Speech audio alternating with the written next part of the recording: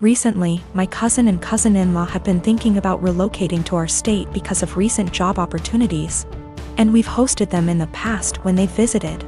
The first time they stayed with us, before my son was born, my nephew seemed to develop a strong attachment to my wife and always wanted to be near her. He drew a picture of a heart and picked some flowers from our yard and gave them to her before they left, saying he loved her. My wife thought this was sweet and gently handled his crush by telling him she would always love him as his aunt. But she was sure he would find another girl to fill his heart soon. He told her no, she was his girlfriend. This weekend, they were staying with us again, and my nephew again wanted to be near my wife every chance he got. His mom and dad noticed and told him that because my wife now had to care for our son, she couldn't pay attention to him as much as before. He got upset telling us that she was his girlfriend and had a meltdown, which caused my son to start crying. When my wife got up to take our son to another room to calm him down, my nephew got up to follow and his dad had to forcibly restrain him from following them. I stood up to block the hallway into the separate room just in case he got away from his dad. Once they calmed him down, they apologized for his behavior and said they would keep better tabs on him. Here's the part where I may be the asshole. I told my cousins I didn't feel comfortable with my nephew being so possessive of my wife, and I know for sure she didn't. Especially since he seemed to be so jealous of our son. I told them I couldn't allow their son in our home until he learned to control himself and understand that my wife was not his girlfriend. I apologized but asked them to get a hotel room for the rest of their stay and not to visit us again unless they left my nephew behind with people they could trust and knew would care for him, while they searched for jobs in our state. They didn't say anything but looked saddened and went to the guest room with their son to pack up their bags. I guess they must have told my extended family what happened because my paternal grandmother called me this afternoon, telling me that I should have been more understanding and that I was wrong to ask them to leave. Am I the asshole? Technically, my cousin is my second cousin. My dad is an only child, so the cousin I refer to in my post is the son of my own dad's first cousin. My paternal grandmother and his paternal grandfather were siblings. I'm not sure if this is correct, but his autistic son would technically be my third cousin. The reason I refer to him as my nephew is because he's the generation after mine in our family tree, and it's less of a mouthful to refer to him as cousin X removed. A lot of people have posted that it's not correct to refer to him as my nephew, but to be frank, I don't care. And my family's never followed this traditional genealogy nomenclature. Without being specific, in the western state I was born and grew up in, it's not uncommon to refer to even close, unrelated adults as uncles or aunts. I call him my nephew because my cousin and I were close, and I still hope to have a close relationship with him if at all possible.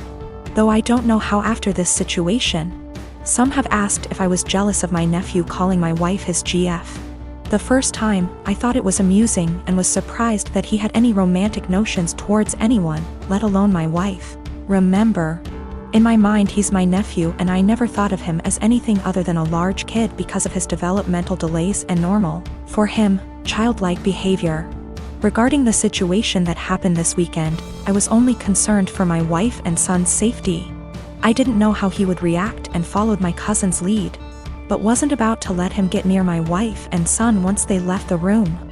I don't know what was said to my paternal grandmother, but I don't want to react in anger and want to talk to my cousin once we've both had time to process what happened and calmed down. My wife and I, both mid-30s, have been happily married for 9 years. We don't have any kids and don't want kids. We had the what-if talk before getting married. She told me she would want to have an abortion if she ever got pregnant. Yesterday my wife told me she's 9 weeks pregnant. She's on the pill, but accidents happen. She said she wants to carry to term and give the baby up for adoption. Naturally, I was surprised by the news and her change of mind. I asked her if she considered getting an abortion. She said she had, but she doesn't want to because she feels a bond to the fetus. She told me she has been researching adoption and learned that the local adoption agencies only accept birth mothers who are okay with having an open adoption. I told her I wasn't really comfortable with this and asked her if she would have an abortion. She started crying and spent the night at her sister's place. She won't answer my phone calls. I'm uncomfortable with this for a few reasons. I was adopted at birth and my adoptive parents weren't the best. I know this isn't the case for everyone who was adopted, but I can't help but have a negative view about it. A few years ago I tried to find my biological parents to learn my medical history, but I couldn't. I was sore about it for a little while, but it doesn't bother me anymore. My wife is aware of these points. I just don't want to pass on my genes because they're essentially a mystery to me. I also don't like kids. My wife said she actually would prefer to keep the baby, but she knows I wouldn't want to. So she said having an open adoption sounded like a reasonable compromise. I understand why she thinks that, but I still don't want to have any biological children, regardless of how much / little I would be involved in raising him or her. My wife takes birth control for reasons other than contraception. If she ever wanted to stop taking it, I would support her 100%. I realize that I'm an idiot for not getting a vasectomy a long time ago though. It honestly never occurred to me until now. I think because my wife has always been on birth control and said she would have an abortion. I see now that it was irresponsible of me to not get one regardless. I'm going to get snipped. She and I talked, it was emotional for both of us, but no voices were raised. I apologized for putting her in this position by being an idiot and not getting a vasectomy earlier.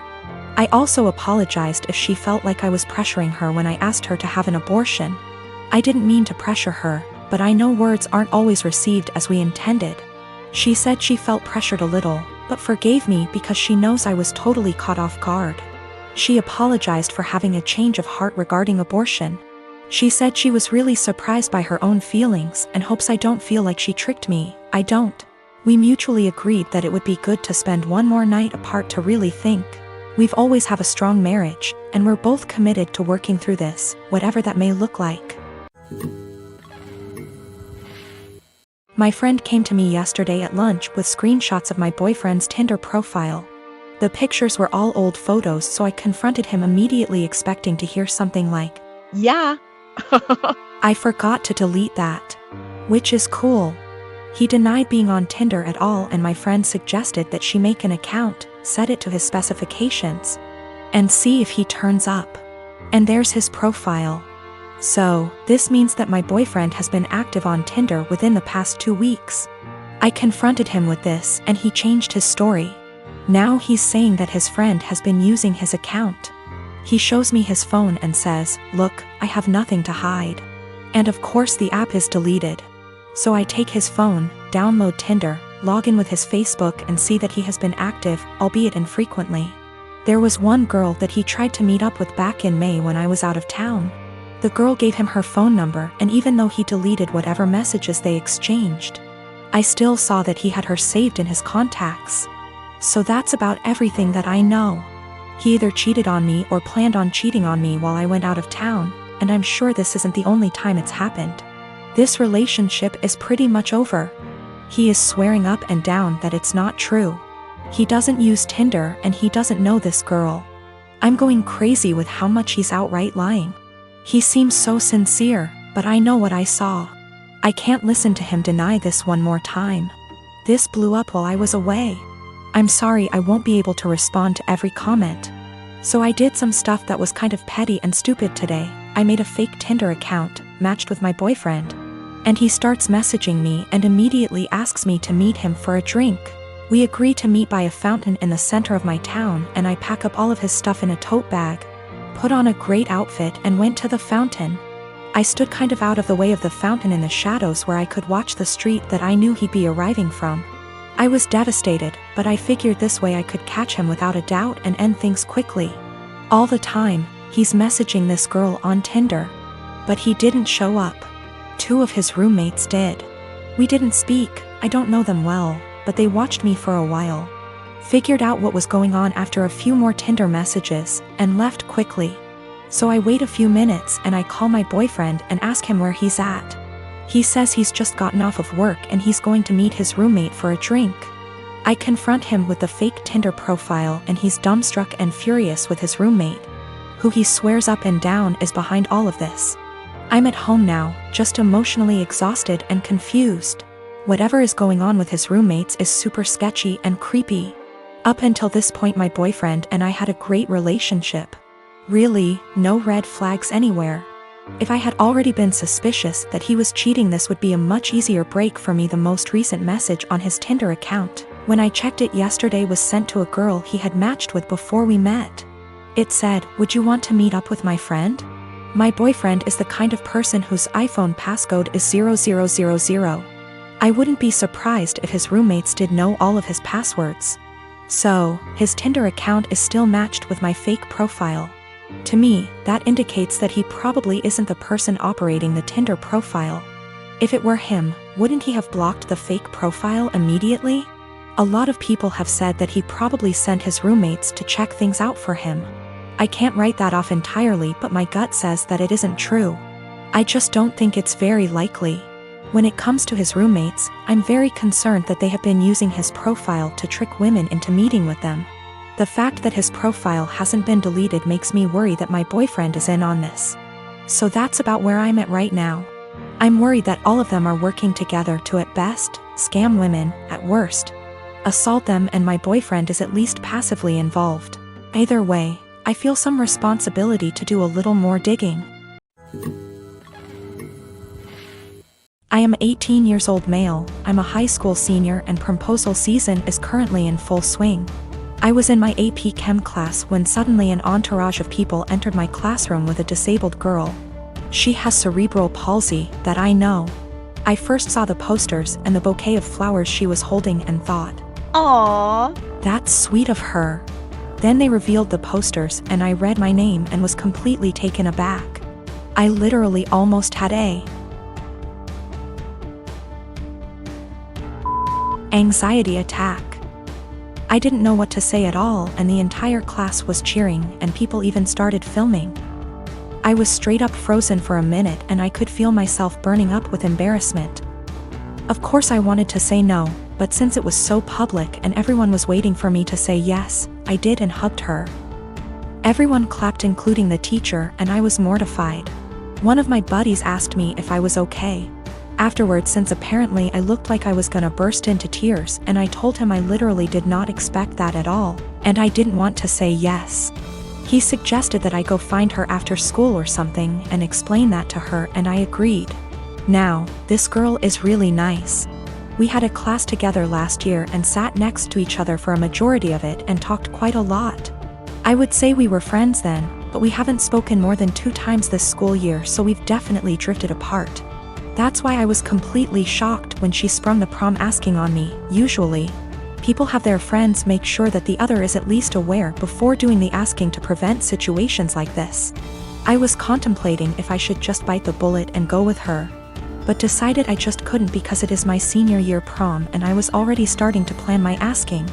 There's this girl that I've liked for a couple of months now, and I recently heard from my friends that she likes me back, so I was gonna ask her. So I ended up going to the special ed classroom after school where I found her and asked if I could speak to her outside. I told her everything and how I really appreciated the gesture. But I was already planning on asking my crush to prom, and she was crushed.